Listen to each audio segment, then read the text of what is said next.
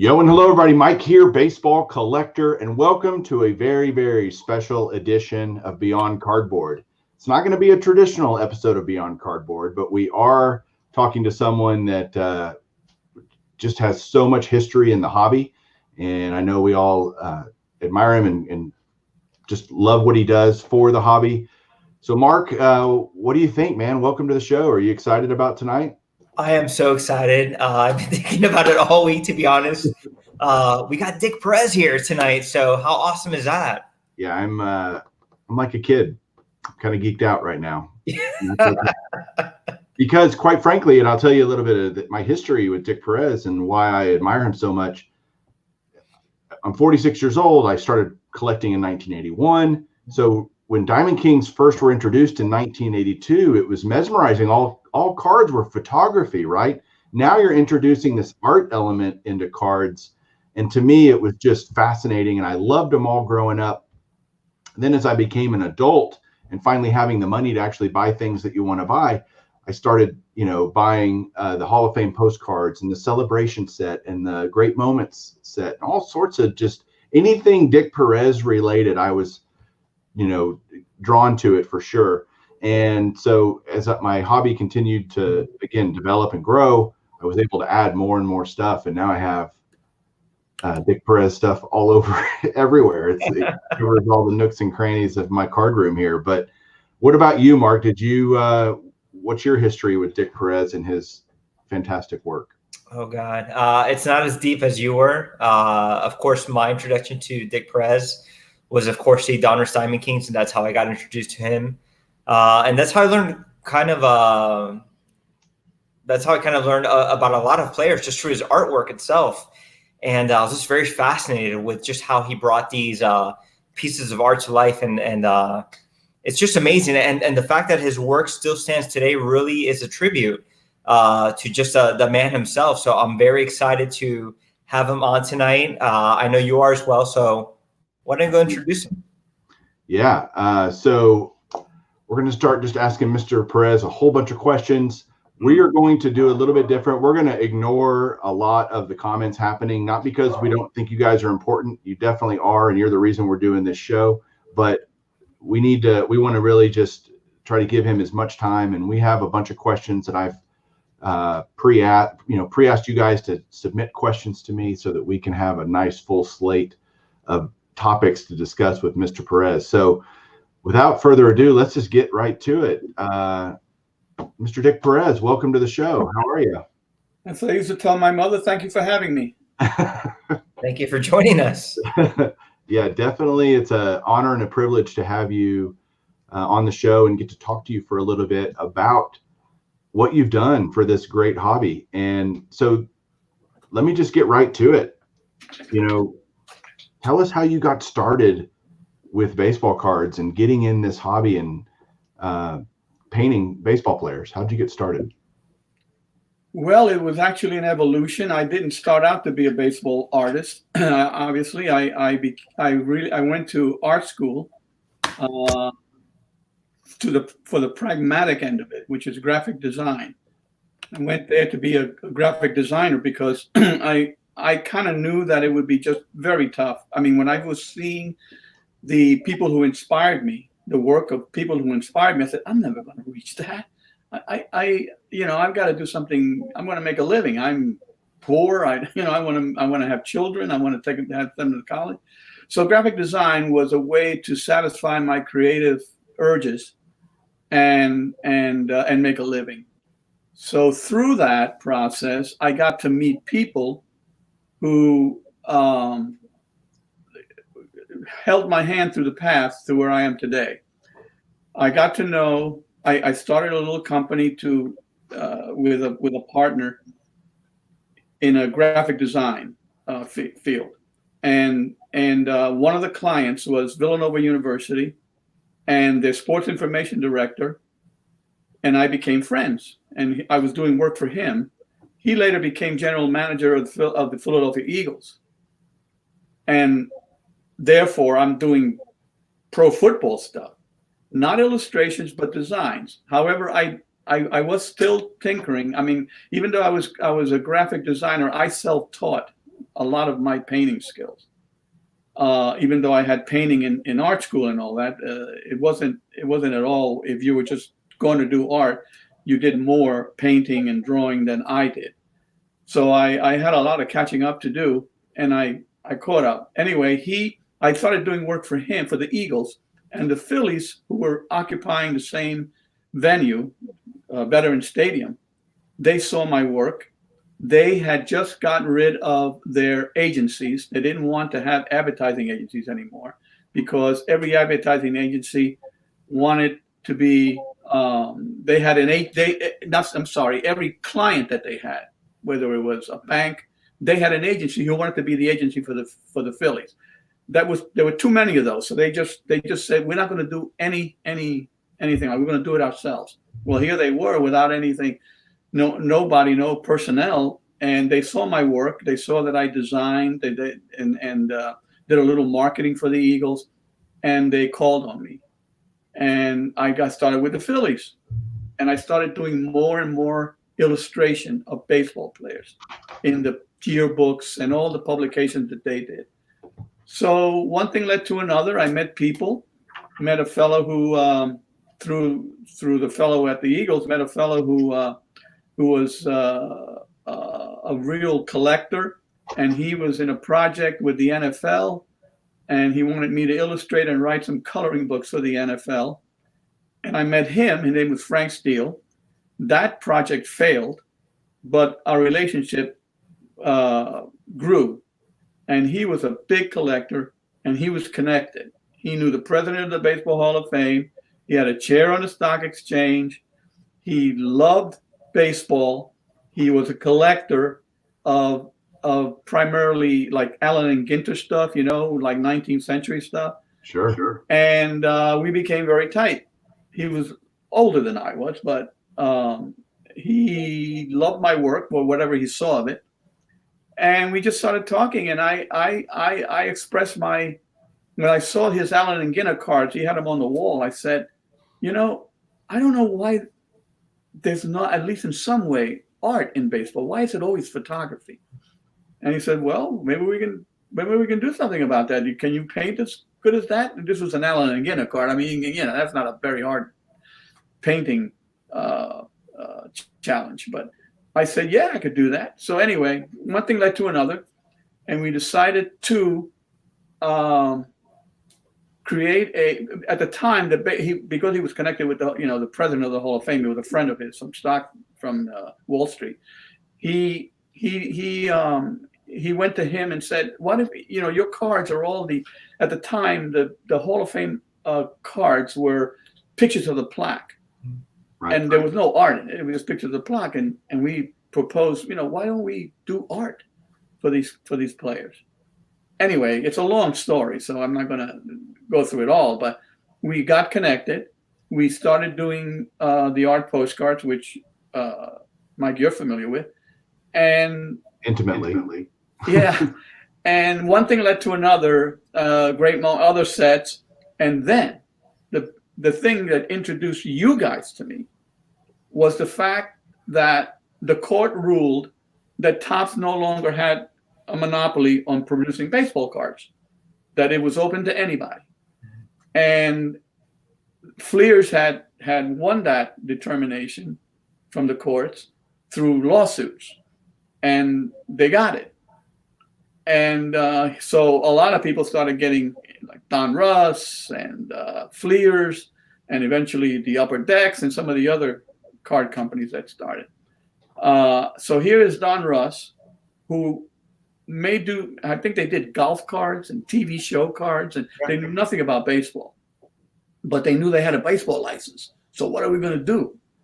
So somehow they got familiar with a guy named Bill Madden, who was a writer for the New York Daily News, and he's in the Hall of Fame as a writer, by the way.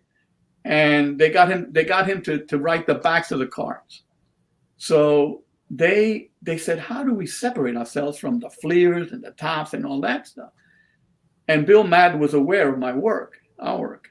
And he said, talk to these guys. Maybe they have ideas for you. And they did. And we said, art, cards. into baseball, subsets. Now, at the time, you couldn't paint 400 players like they did in the early 50s when there were only a couple hundred. But at least some way to bring an artistic product to the line of cards. And they said, knowing nothing about baseball, they said, that sounds like a good idea. And anyway, that's how it started. That's actually really interesting. Let me ask you, though, how old were you when you started painting or drawing, I should say? Well, I think every child draws, plays with clay, sings, makes up stories. I think we're all do art. Mine was drawing cartoons of, little things, and my school buddies in junior high school, and on the margins of my notebook, my school notebook. So I think I had a penchant for it. Mm-hmm. And that was when I had to determine on a career. I said, what do I like to do the best? What is it that I want to do? I can't be a lawyer. I'm not smart enough to be a lawyer. So I learned that that's not quite, I said, I like to draw. And I thought, because the other aspiration I had was to replace Mickey Mantle in center field. That was, but I played baseball in New York. I mean, we played in youth leagues and won a championship one year and everything else. But I sucked. I mean, I was not a good hitter. I was a good fielder. I was not a good hitter. I was left-handed, so I was limited to first base. I mean, I could or pitching, which I couldn't do, or outfield. I didn't have a good arm or speed. So my career went down the tubes before it even got, And so then I said, well, okay, so I can't be a baseball player. And I decided to pursue a career in art eventually. Interesting. Hey, who taught you how to draw? Was it your dad? Was it someone in school? Like, who kind of set you on that path to your career? Yeah, there was no one. No, I can't imagine. All of it then was me looking and searching for who did what I want to do. John Singer Sargent, or William Merritt Chase, or Velázquez, or Joaquin. There were artists out there eventually. I mean, I grew into all of that. Those were the people that inspired me. I had an uncle, my age. I have an uncle who's my age, who was a better artist than I was. Your age now or your age younger? Yeah, my age now, and my age then too. But he was a better artist than I was, and I was the one that made a living at doing art, and he is not doing that.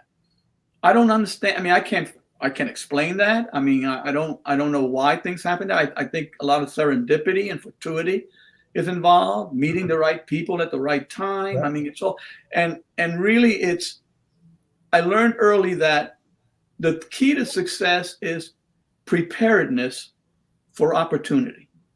In other words, just be the best you can be. So when that opportunity appears, then the opportunity may never come, but at least you're prepared when it does. And that's what happened to me. So anybody who's going to call in and say, how do I become a baseball artist? That's basically the formula. You don't set out to do that. And it happened.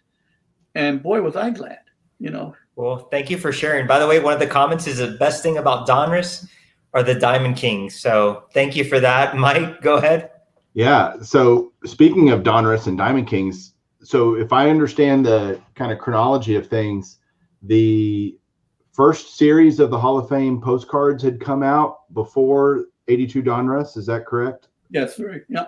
It was the notoriety of the art, Hall of Fame art, both cards that made people aware of us, meaning Frank and me, and to apprise Donruss that we might offer something valuable. So Donruss comes to you in 1981-ish and says, "Hey, we've got this idea," or what? Right. Tell me about that. Yeah, they did contact Frank, who was the front man for us, and they came up from Memphis into Frank's home and impressed by his collection because he had a lot of great stuff on his wall. So Right. baseball, they weren't really. Don Russ. Later on, they did hire people that knew about baseball, but they knew nothing about baseball, and they felt these guys had to be expert. Anyway, the talking and all that convinced them, and we just went from there. So when Donruss approaches you, they know nothing about baseball. How did they select the players? Did you choose? We did. We selected every player. Did you and Frank choose? Or did they list? They left it all to us. We were the No way. We would select, Frank and I would select the players the year before, like late in the year before, because you had to start getting to work on it for the following year, which they print cards pretty early and they come out in spring or whatever. Right. So we were given that. We weren't allowed. They wanted us to do it. They wanted us because we knew we knew baseball, and Frank was very, very astute at baseball. I mean, he knew, and he followed the sport, and he knew who was hot during 1983 to be used in 1984. Now, sometimes they went down the toilet, and we had to rethink it and do another player. Some teams didn't have any really big stars, like the Seattle Mariners early in the game. I mean, Lee May, I forget, Mayberry, that was the guy that we did the first year, I think. So that was a challenge to pick, because the whole point was to pick one player from every team. And that would satisfy everybody that loved baseball because their city was represented.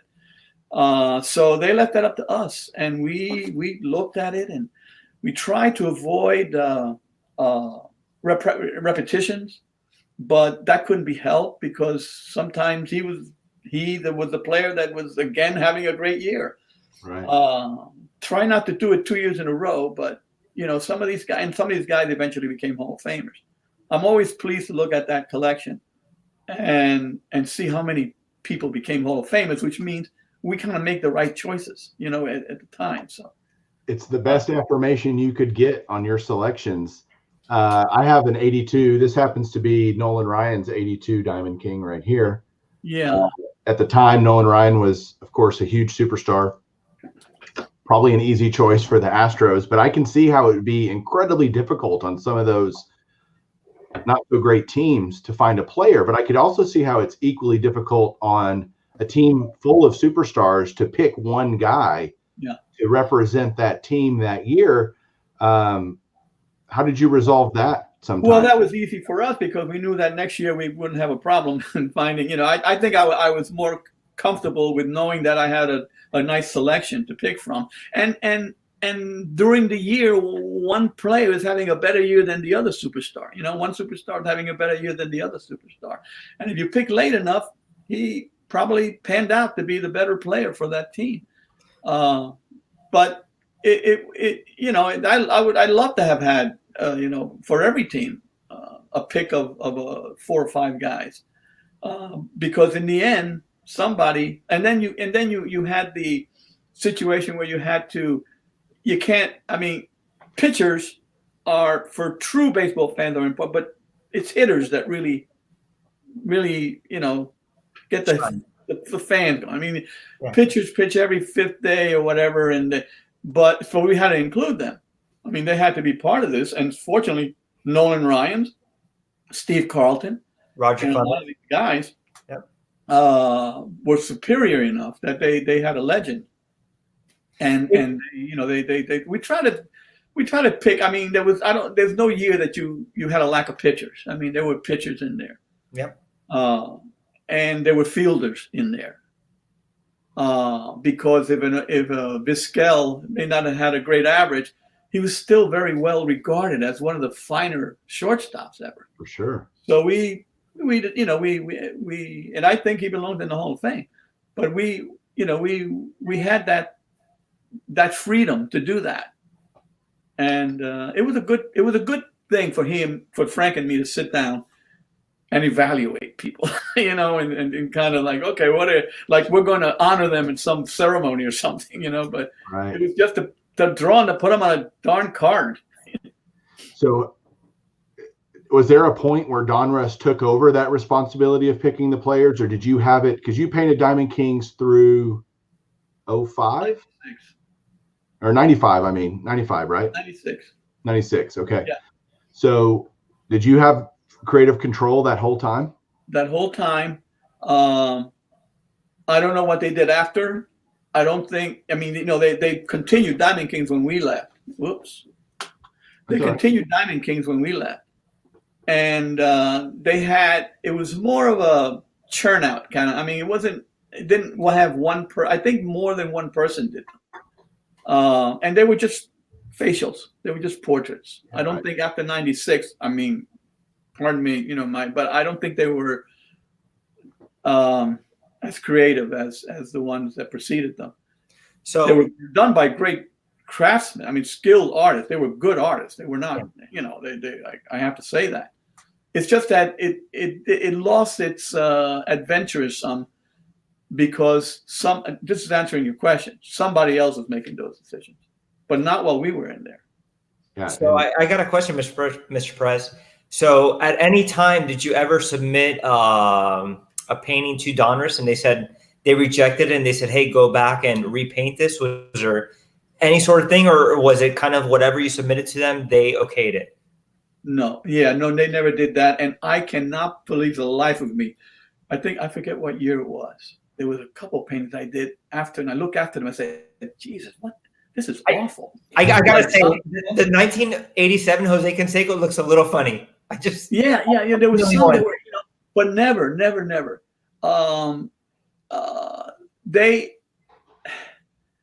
They just let us. I mean, as in the beginning, right? The first 4 years, 5 years, it was just a face, and then I played around with backgrounds.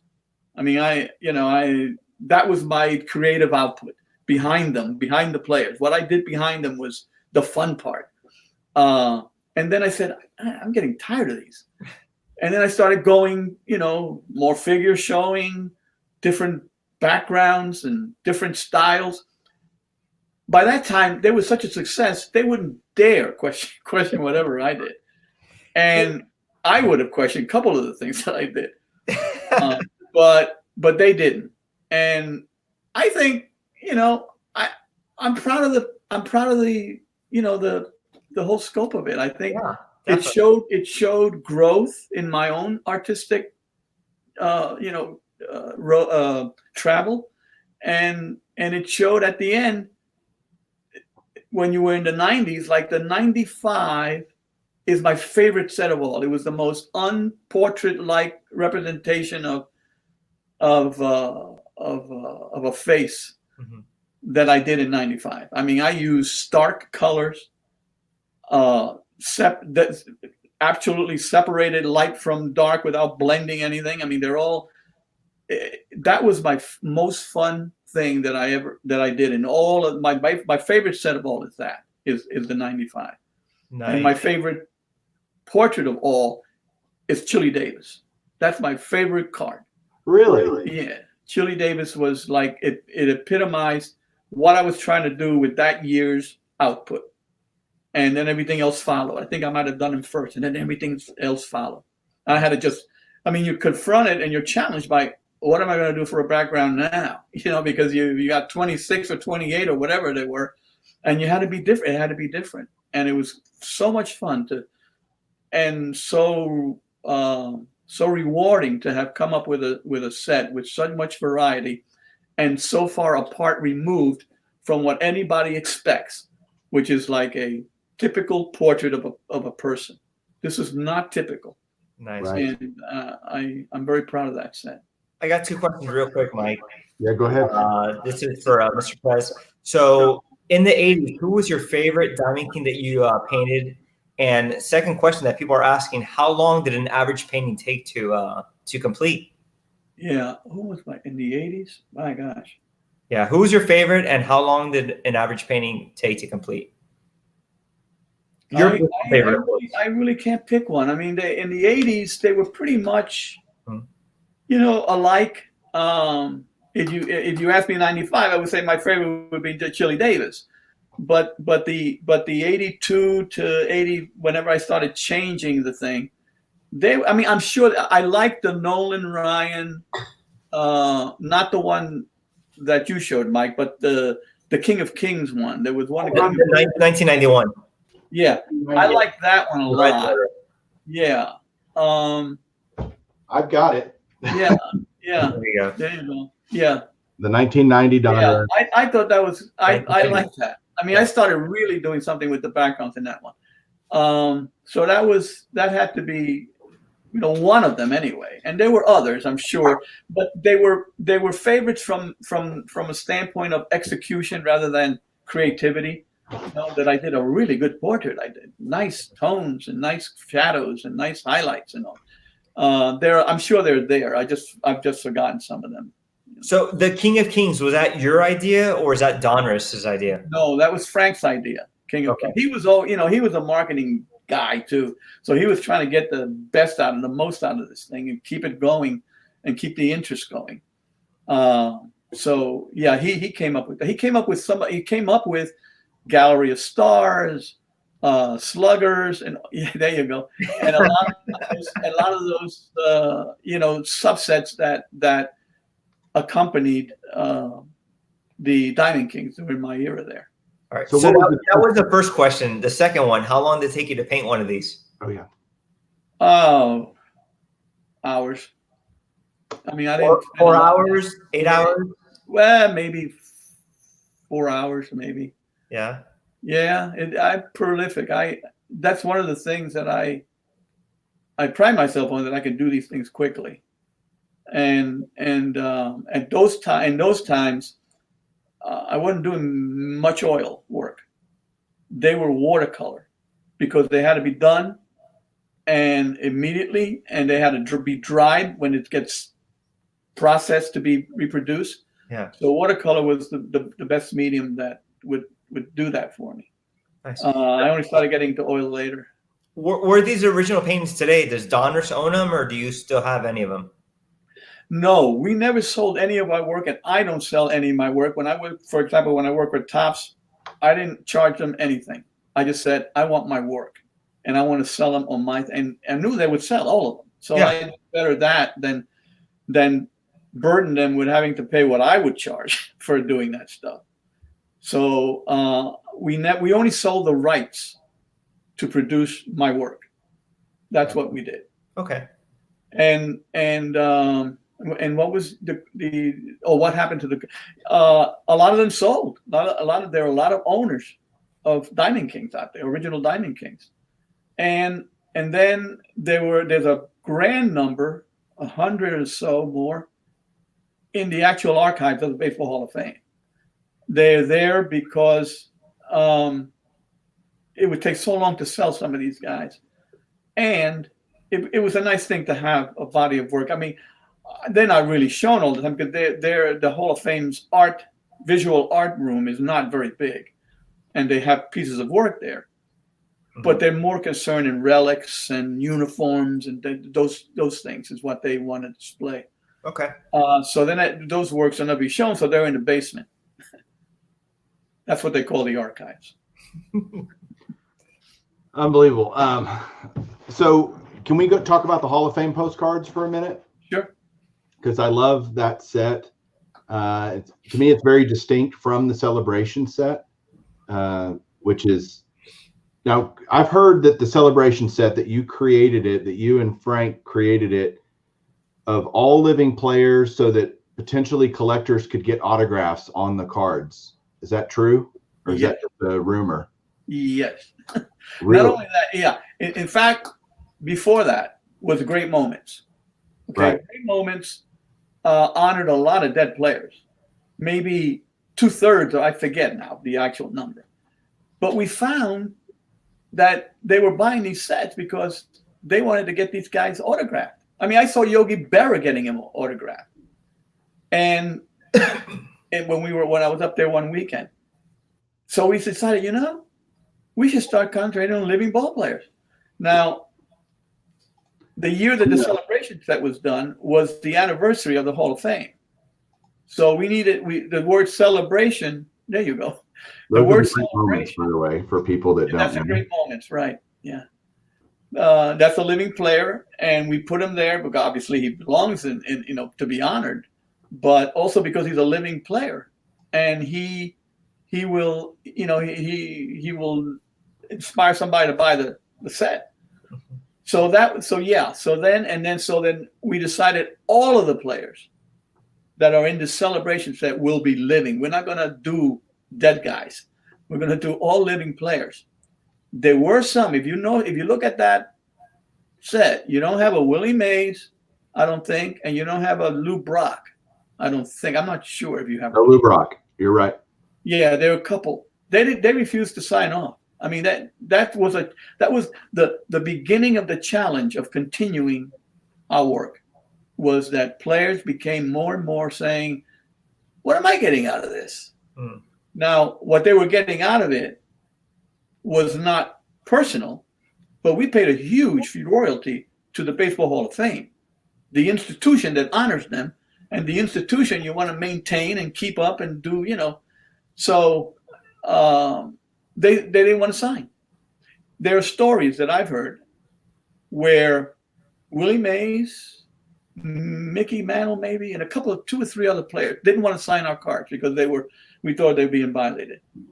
Until they found out they could get more money signing a Dick Perez card than they could any other card. Right. And then they came on board. They started signing, cards that we did.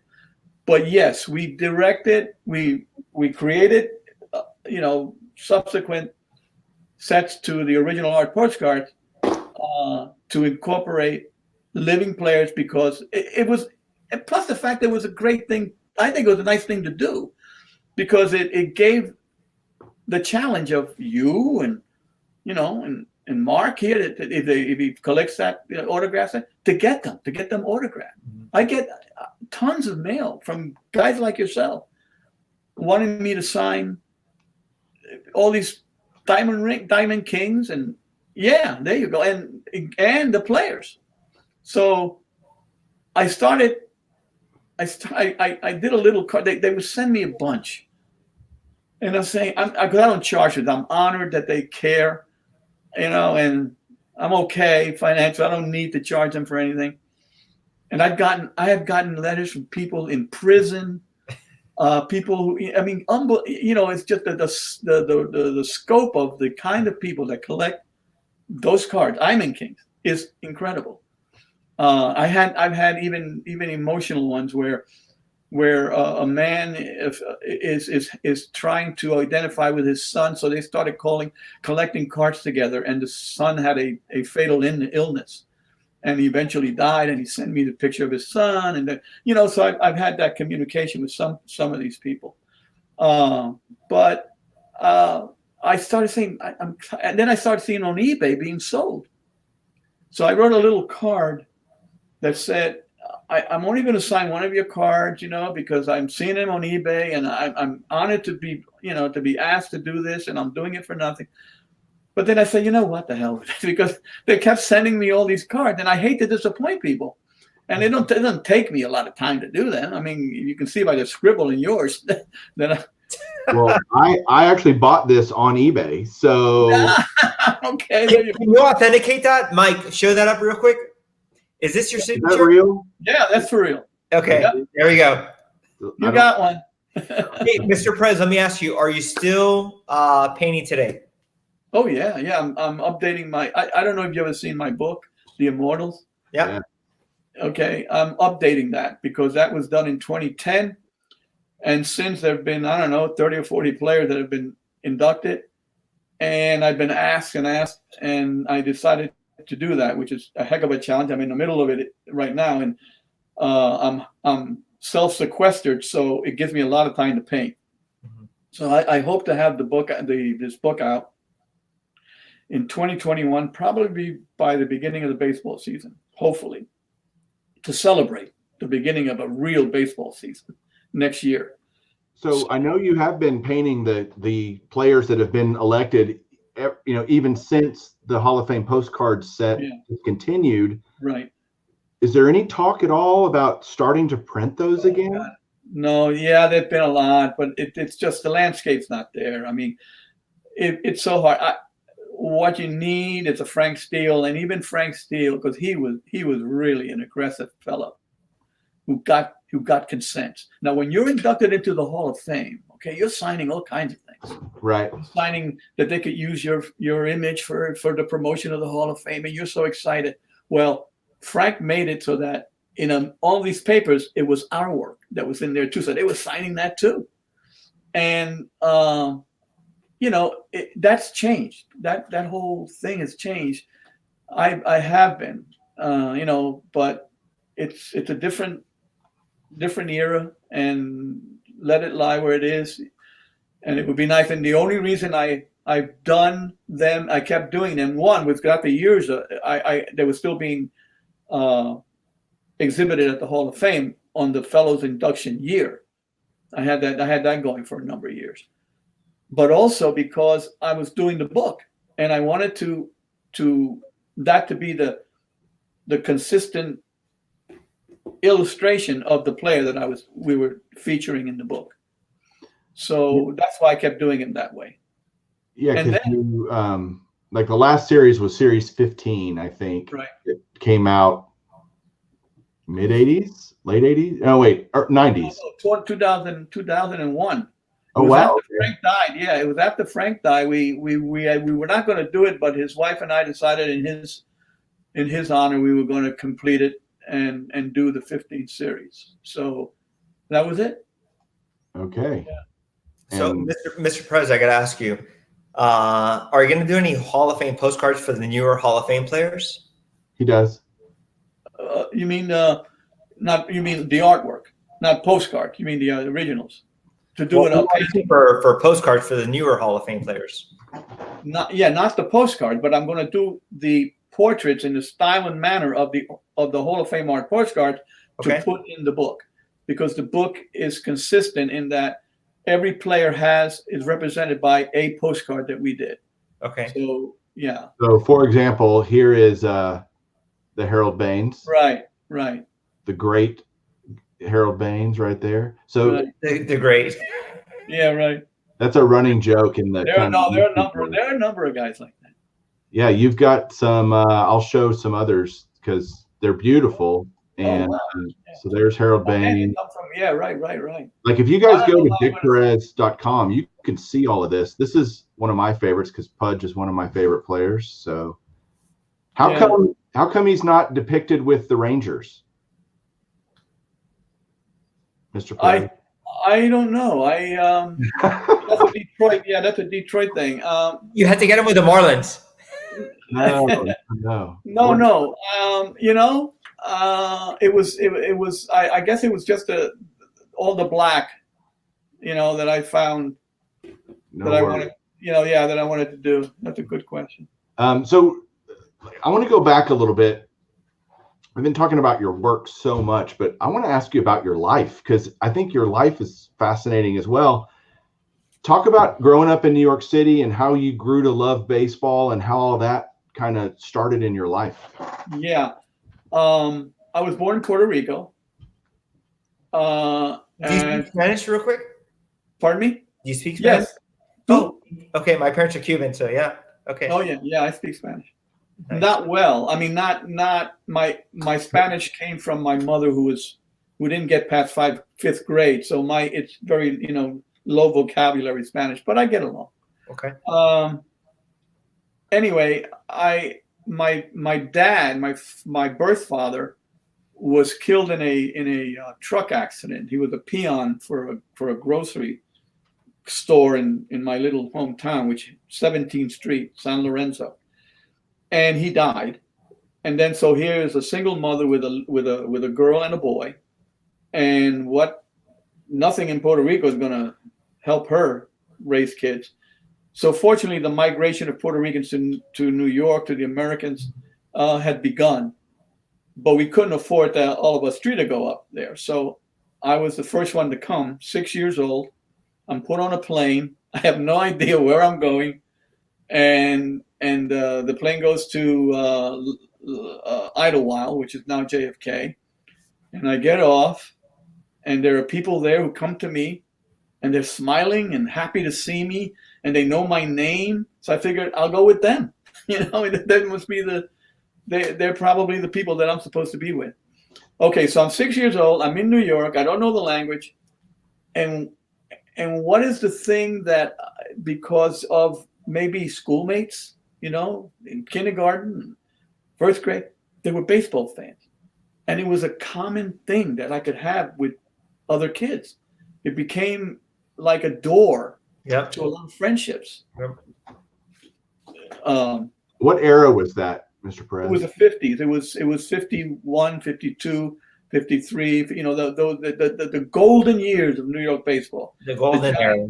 Dodgers, the Yankees. I mean, I grew up in heaven. I became a baseball fan. Dodger Stadium. Yeah. Ebbets Field, Yeah, and Ebbets you had Field. the Polo Grounds, Yankee Right. Stadium. Yeah. Right. And anyway, it was baseball.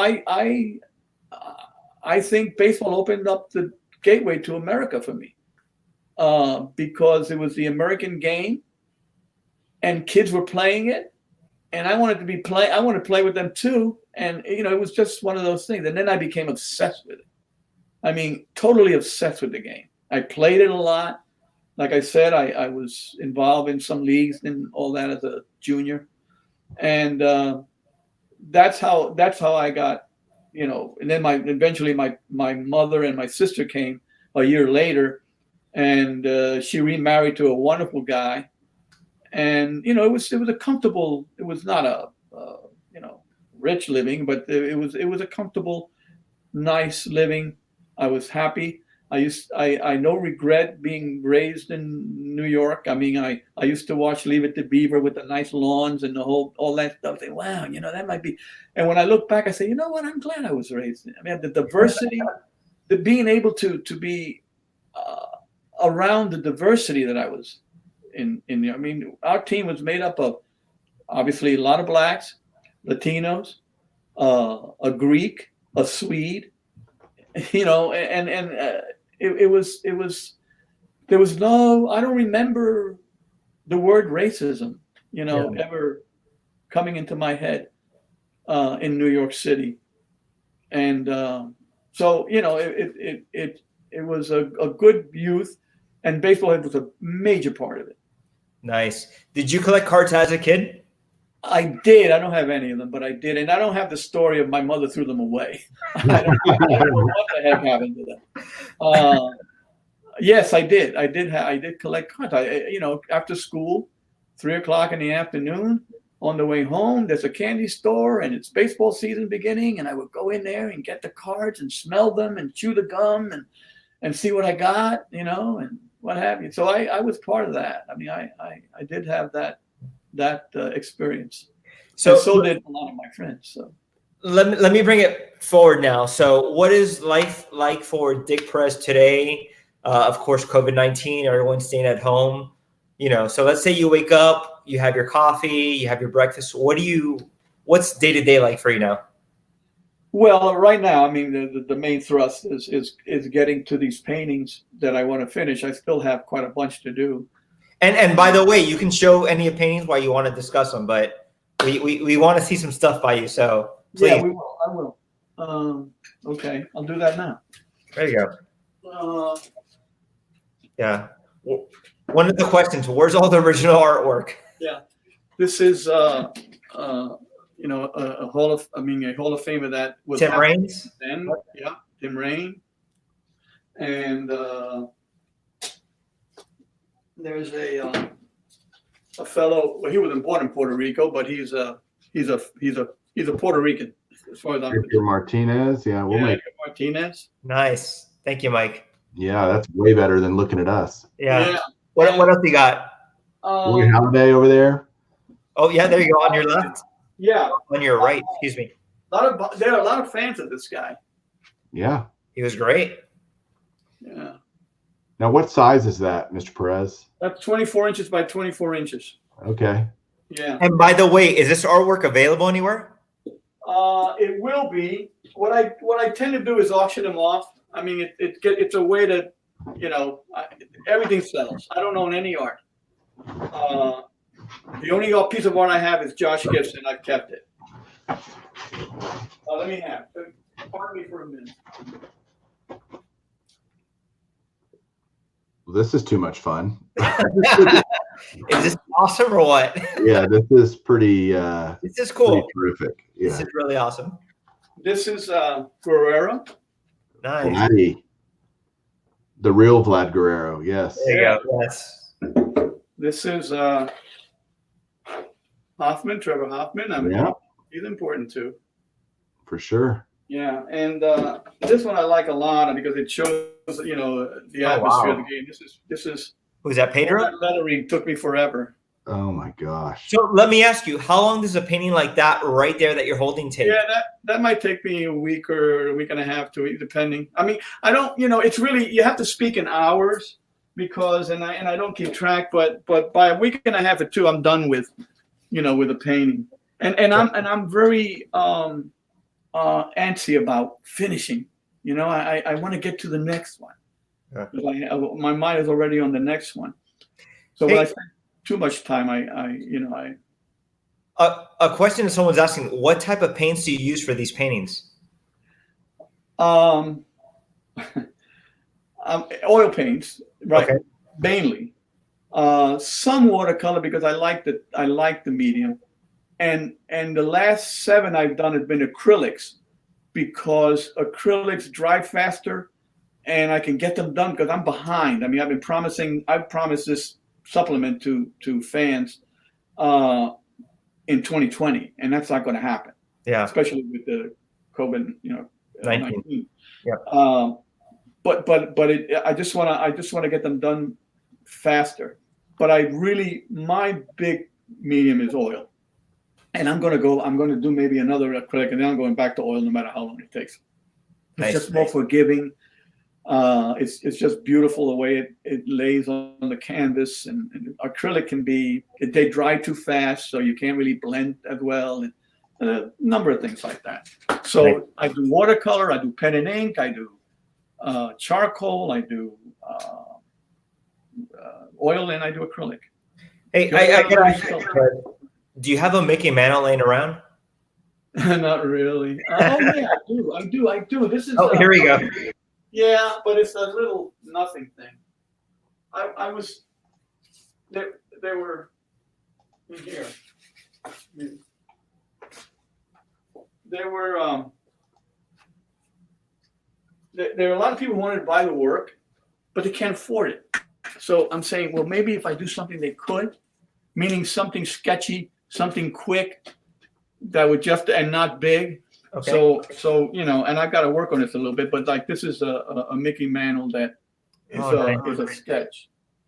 Where do you get the photo from? Oh, I get online, and I've had magazines and stuff, and this is another Mickey. And then this is a really good one. Mike, blow them up here for a minute. It's a palette. I did this with a palette knife. I didn't do it with. The brushwork was only a little bit in the face. But that's the kind of painting I like to do. I'm more of an impressionist kind of painter. I'm not in there to do exact reproductions of faces. I want to add something. I want people to know that somebody had a hand in somebody's hand did this, not a lens, not a camera. There's a lot of great artists out there who are hyper realists, but you can do that with a camera. Yeah. No, I like to add something to it that makes it look like it's a painting. Hey, do you only do sports, or do you do consignments of, like, say, people or their spouse or even self-portraits? Do you do anything like that? Yeah, I done a self-portrait. It was one of the cards, in fact. You don't sound excited, though. Yeah. I think that's the only one I've done. But yeah, I have done other works, but art is not a great living unless you have the right subject, and baseball is a tremendous subject. Mm-hmm. So I was fortunate to make a good living out of doing what I wanted to do in art. it doesn't leave room for a lot of. But I have done landscapes. I've had, I've sold them, and then my own personal paintings of. I love my wife. She's beautiful. I painted her from the, she's been a muse, so I've done a lot of paintings of her. They might be they might be on the website in non-sports art. Some of her paintings. You don't charge her for the paintings, right?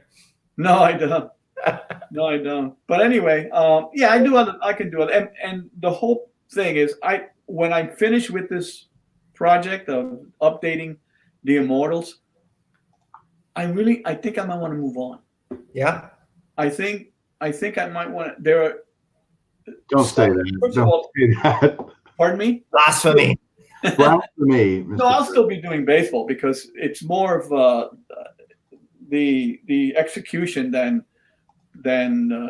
subject, but they will be subject matters. But I've done for a long time icons who play baseball, and I've done football and basketball. I've done other sports. Yeah. What artist inspired you? Pardon me? What artist inspired you? Oh, John Singer Sargent is the main one. He's a guy that you look at, and his realism is so spontaneous looking, but he spent hours training, teaching himself, practicing spontaneity because the brushstrokes are well placed, and him and a Spanish painter by the name of Joaquin Sorolla. Mm-hmm. And I like Lucian Freud. I don't know if you're familiar with these guys, but Lucian Freud is a strange painter. And basically that. I mean, I did like the Impressionists because that's basically what I call myself. Although I have done some real things. Was there ever someone that you painted that wanted to meet you based off the painting? Anything like that? No. No. No. I mean, after they met me, they were happy to. But I mean, at the Hall of Fame, maybe dinners and playing tennis with them or something. And there was a great. Who's the most famous person you play tennis with? Well, I mean, I played with Hank Aaron and Ted Williams and Brooks Robinson. Nice. They were okay, tennis players wise. But the real interesting one was Ted Williams. I mean, he was. They say he's like John Wayne. I say no. John Wayne is like Ted Williams. He is the original John Wayne. I mean, he just exuded, that persona. That manly man. Yeah. I mean, he would stand. You usually stand like this. He would stand like this. Wait, you hit the ball at me. and I remember an incident, and I don't know if I told this before to anybody, but it was the whole weekend, and Gaylord Perry was inducted that year, and he had a son that played tennis, and Ted Williams had a son that played tennis. So, and there was another guy that played with us. So here we were playing doubles. I had John Henry Williams on my team, and my friend had Gaylord Perry's son.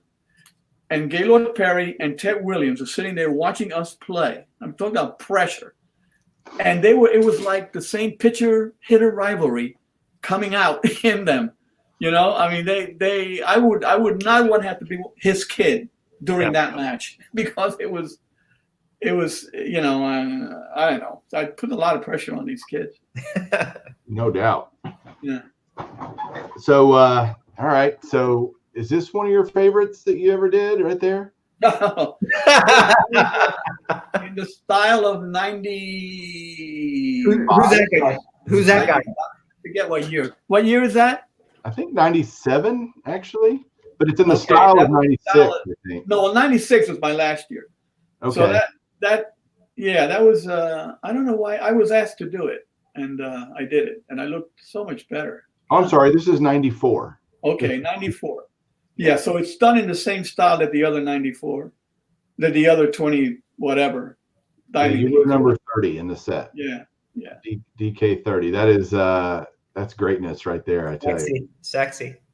And you like those, right? I mean, you like the treatment. I mean, you're not looking for. I mean, look at that painting, and there are blue shadows and and you know, and nobody questioned that. They're a shadow. Yeah, right. Yeah. So I'd rather do that than try to blend, you know, the nice gray shadows that people do. For sure. Man, what else we got here, Mark? I have so many. Like, I'm just thinking about. Go for it. Go for it. We got so many questions. I'm having so much fun. Go for it. What would you say was your favorite set to do? Because of all of them, you had even the top stuff. To maybe tell some top stories, because you came into the top scene doing some Turkey Red stuff in the late 2000s, right? Right. My favorite set, I think, from Perez Steel was the Celebration. That was my favorite set. My skills have gotten really good. Then the way I could fail. For 95 for the Donruss Diamond Kings, and for tops it had to be the Turkey Red that they had me. They devoted that whole thing to me, and it was funny because they had to be 51 paintings, and I had to do them all, and this was like next year that they were going to have to print it, and they said to me, and they treated me well. I mean, they're a great company, and they said to me, "You're going to need help on this. So why don't we get a couple of?" I said, "No, whoa." I said, "No." I said, "If you're going to get a couple, let them do it. I'm out. I'm not doing that. If it's me, it's me. I guarantee you, I will get it done." And they said, "Okay." And so that little bit. And the fact that I had total freedom, and what I tried to do was in that set, I mean, it had a thought in the process and in the creation of them, in that I put the stadiums that are behind them were from the year that the Turkey Reds were put out. Those were stadiums that existed back then, and then I put the modern player in that environment. I mean, maybe hokey, but it just made a statement of baseball. And that team, for example, the Cincinnati Reds, where it was called All-American Park or something, where the Ken Griffey is, that was a kind of stadium that was existing in the year that the Turkey Reds were put out.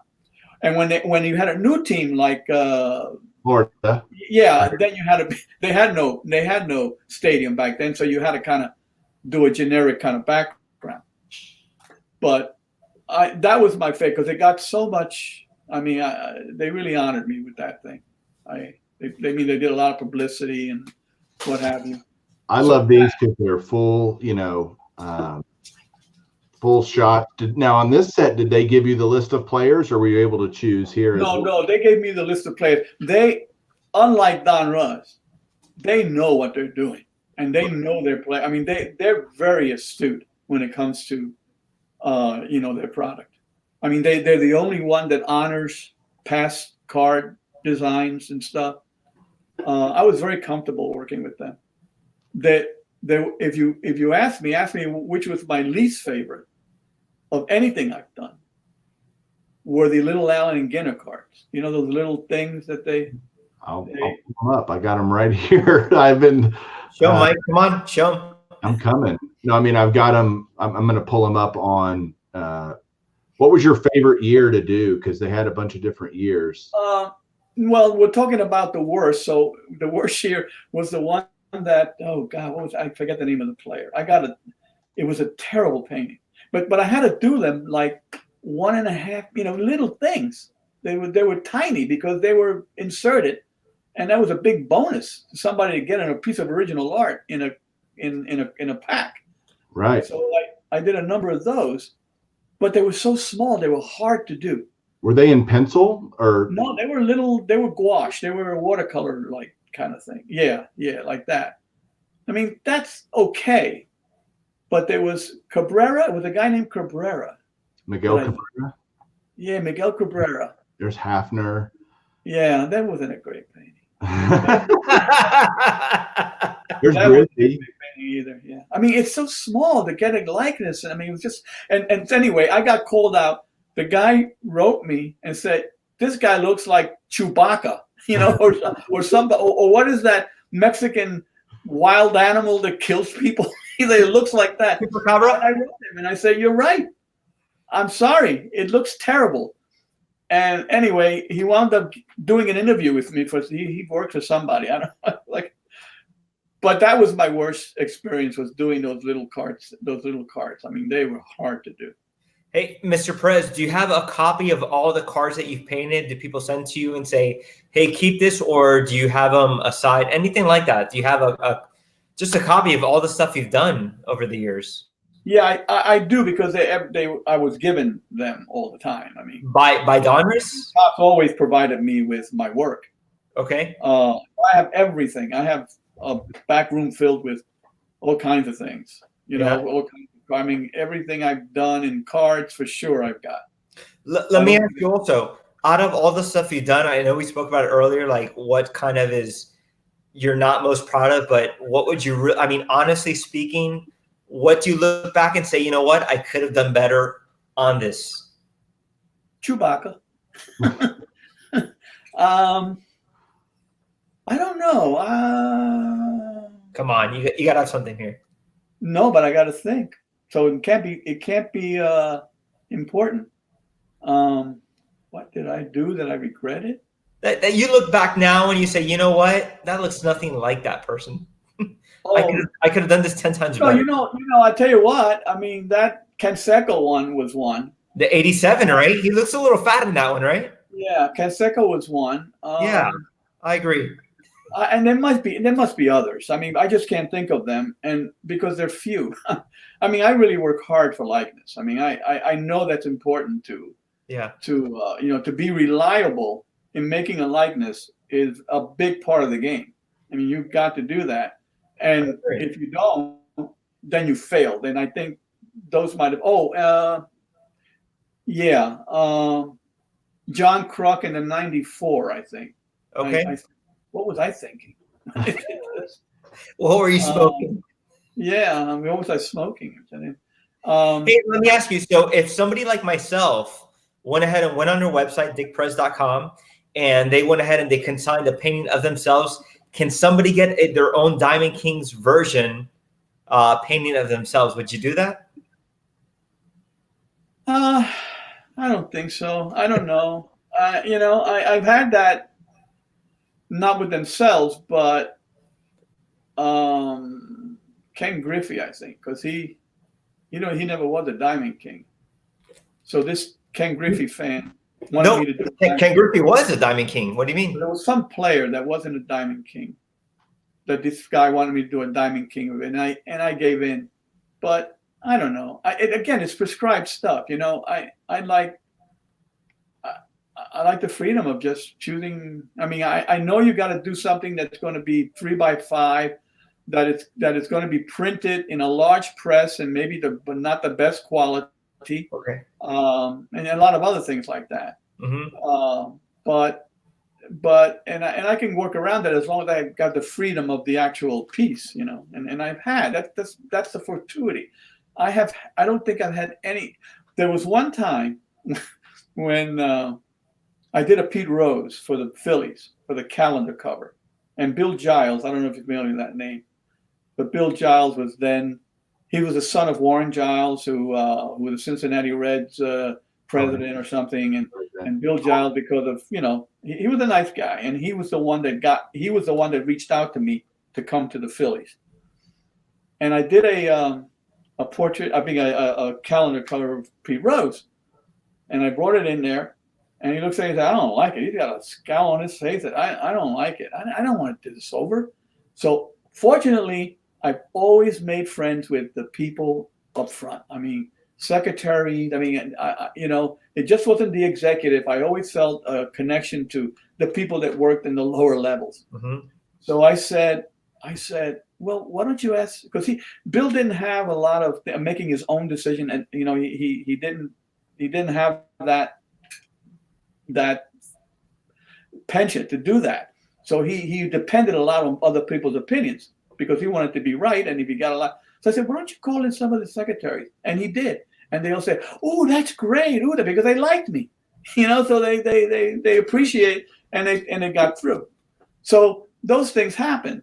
You do get critical and they criticize, but it's never been a hang up. So as long as my likenesses are there, and I don't go wild on some of them. I know how to evaluate where to do something different and where I have to stick to, more realism. It's a compromise you make as an artist who wants to make a living. So, fair enough. Thank you, Mike. Yeah. So I'm asking this question on behalf of a friend of mine. His name's Scott Schulman. His YouTube name is Reindeer Studios, and he is an amazing artist himself. He does all these incredible drawings and paintings and all sorts of cool stuff. And he had a few questions for you as a fellow artist that I thought it would be incredibly appropriate to ask. He said, do you feel more pressure when you're painting kind of the bigger name players versus the lesser name players? Do you feel like, man, I got to get King Griffey right, or Mickey Mantle, or whoever, because I'll never hear the end of it? Or did you, because he said he feels more relaxed when he's kind of drawing the guys nobody's ever heard of, because no one will ever really give him a hard time about it. How do you feel about that? No, I don't. They're all, each player, whether they're not well known or favorite, has to be executed just as well as Ken Griffey. And if he's a fantastic artist, he shouldn't have a problem with that. He should be able to do a Ken Griffey as well as he would feel relaxed at doing somebody less. Depend on your skills. Just do it. I mean, you'll know when you know as an artist when you're not doing it right, and you can fix it. So that's my thought on that. Yeah. Hey, Mr. Perez, was there ever somebody that Donruss gave to you and you were like, you know what, somebody that you didn't want to paint but you had to, or was it always kind of like a consignment? No, we selected them. We chose what we were going to paint. There was nobody who gave us. We weren't prescribed subjects. We did what we wanted to do. I mean, and they were with merit. Each choice, everybody had to have somebody who had a great season. Yeah. So okay, so Mr. Perez, I want to be very respectful of your time. You've already done so much for us. I do a really cool segment on my show when I do this with other people that's called Rapid Fire. And you don't have any idea what I'm about to ask you, all these little fun questions. And if you're willing to, if you say yes, I'm going to start asking you these questions, and we're going to have a little segment of Rapid Fire with you where I start asking you some fun little questions. Are you up for it? What do you think? Yeah, I don't know if I'll succeed in. But go ahead. You'll define. Is it a right or wrong thing? No, not at all. No. This is asking you just some questions about yourself. For example, what's your favorite pizza topping? Topping? Lemon meringue. That's a new one. Meringue. Like lemon meringue pie? Is that what you mean? Yeah. No, what's your favorite pizza topping on pizza? Just marinara, no topping. Okay. Oh, okay. What's your favorite ice cream flavor? Vanilla. No one venture into anything else. Vanilla. Nice. On your hot dog, do you use mustard or ketchup? Mustard. Nice. Do you drink coffee? Oh, decaf, yes. Decaf. 1 cup a day. Yeah. Are you a good dancer? I think I am, but I don't think my wife does. I think she thinks I leave her alone and I do my own thing. So, yeah, I think I am. What is your middle name? I have none. Okay. That's a good middle name. Yeah. What was your first car? A Ford Fairlane, 1958. Nice. Old school. What is your favorite candy bar? Used to be Snickers. Okay. But now I haven't done anything. Then Reese's maybe. But there you go. What's your favorite soda? Well, I don't drink that anymore. I guess I would say Sprite, sugarless. Okay. Favorite board game? Don't have one. Don't have one. What is your What's your favorite movie franchise? Oh, Godfather's got to be that. There you go. I love it. Not part 3, right? Yeah, yeah. Not part 3. What's wrong with not part two? 3? No. Part 3 was horrible. Did you see it? Yeah, of course. It was bad. It was. Yeah, it was not good. Yeah. But that's a good one. What's your favorite sport to play? Tennis. What's your favorite sport to watch? Tennis. All right. And that's it for rapid fire. I'm not going to, I do, but I think that's good enough. We've gotten to know you great through this. Mark, do you have any last questions? Or? I do. I got a few more here that I wrote down. Okay. Yeah, go ahead. Okay, Mr. Perez, you said that you grew up in New York, correct? Right. And you are married. Do you have any kids? I have 2 children. Yes, a daughter and who lives in L.A. and my son who lives in Queens. And how old are they? That's a bad question. My son is 50. And my daughter is, I guess, 45. Okay. All right. Also, any interesting facts about you? Do you have any hobbies? Do you sing? Do you dance? Do you play any musical instruments? I used to do guitar. I used to sing. I used to perform. Okay. But for a short, very short span. I was during the Hootenanny years. I don't know if you know that term, but doing folk music. There was a lot of folk music done then before Dylan, really. And a lot of that depended on sing-alongs. And when I would be performing, I would join people, ask people to sing along, and they never did. And I said, this is not for me. So a short-lived musical career. I don't play guitar anymore, so I would have to really freshen up. But nice. Who are you currently listening to right now? You mean musically? Yeah. Okay. Right now, I'm listening to big bands. Okay. Beatles, Dylan, Hendrix, anything like that? Well, yeah, all of those. But this particular time, I need a little nostalgia. I mean, I'm in my house. I've only been out of my home 4 times in a month and a half. Okay. And I need, during those big band times, there was the Second World War. So there were a lot of songs about good things are coming. The White Cliffs of Dover. There were a lot of good war songs then. Anyway, so right now I'm listening to that. But usually it's classic rock. All right. I got just about 3 more questions for you real quick. What hobbies did you have growing up besides drawing? None.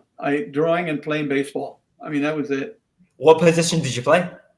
First base. Okay, nice. Also, let me see. What hobbies do you have now besides drawing? Do you do anything else? No, not really. Painting is really, right now taking up. And I don't know if I would have one. I don't do anything.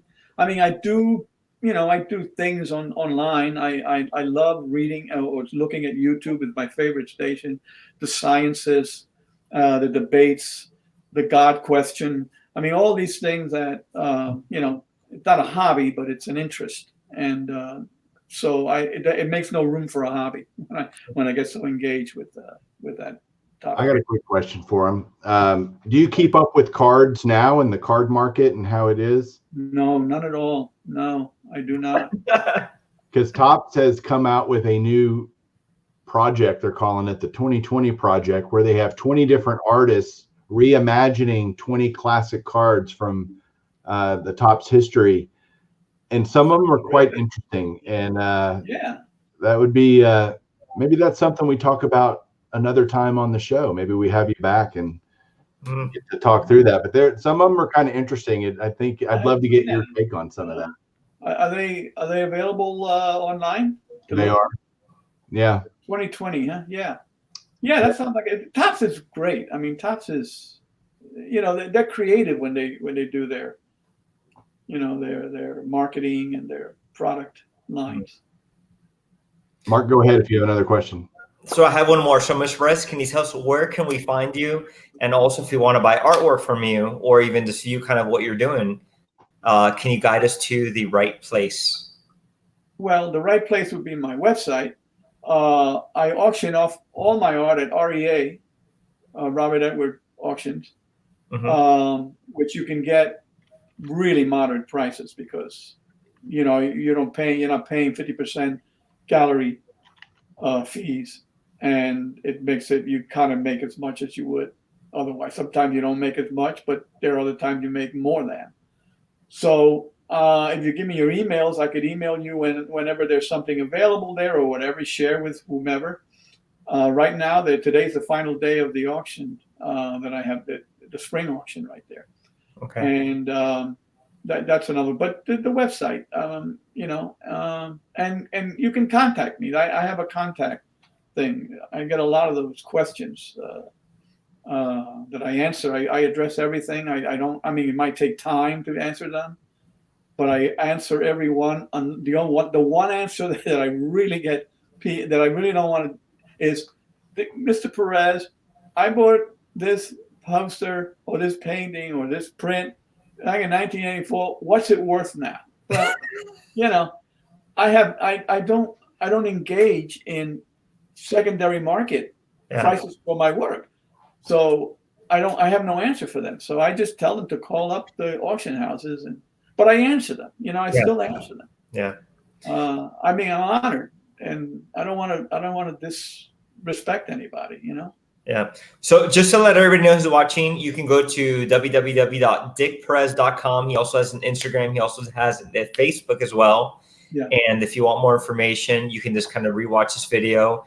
Mr. Perez, thank you so much for joining us. I'm really so excited to have you with us today as our guest. Mike, anything else you want to add on there? I'm just giddy. And you have anybody ask me questions out there? They all fell asleep. No, they were asking lots of questions. We addressed a lot of them, and just thanks again so much for coming on the show. I mean, again, the meeting is the point is that I'm meeting people who bought my work when they were little, and they've grown up, and they still remember them.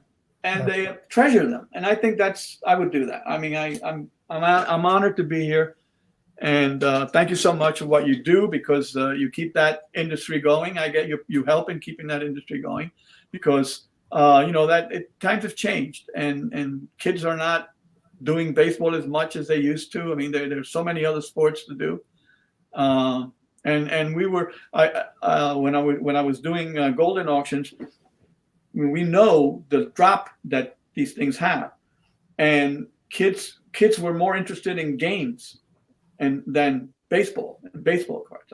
Maybe it's come back, I hope, but I know that in the early 2000s, there was a dearth of interested people in baseball cards and baseball stuff. So I'm hope you're there in the front, trying to keep it alive, and I think it's good. I mean, I just hope that the kids are collecting baseball cards, so they have these things to go back to in their past when they were young and life was better than what it is today, or whatever. To have these cards to make them happy again. Mm-hmm. Yeah, there's so many people on here that are writing comments, Mr. Perez, about how you inspired them and how they just love your work. And so you're getting incredible praises, well-deserved, no doubt. And we're honored that you spent some time with us answering our questions. And somebody, by the way, wants you to adopt them. That's a comment. How old is she?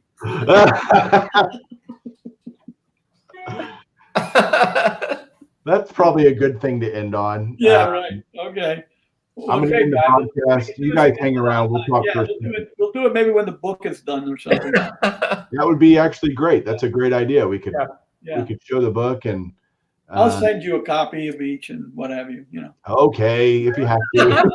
Stop it. Okay. Oh, all right. Thank you for your interest. All right, guys. Well, thanks everybody for joining us. I get to still talk to Dick Perez for a few minutes, so be jealous. We'll catch you guys soon. Thanks again, Mark. Appreciate it. Thank you, Mr. Perez, and we'll catch you guys soon.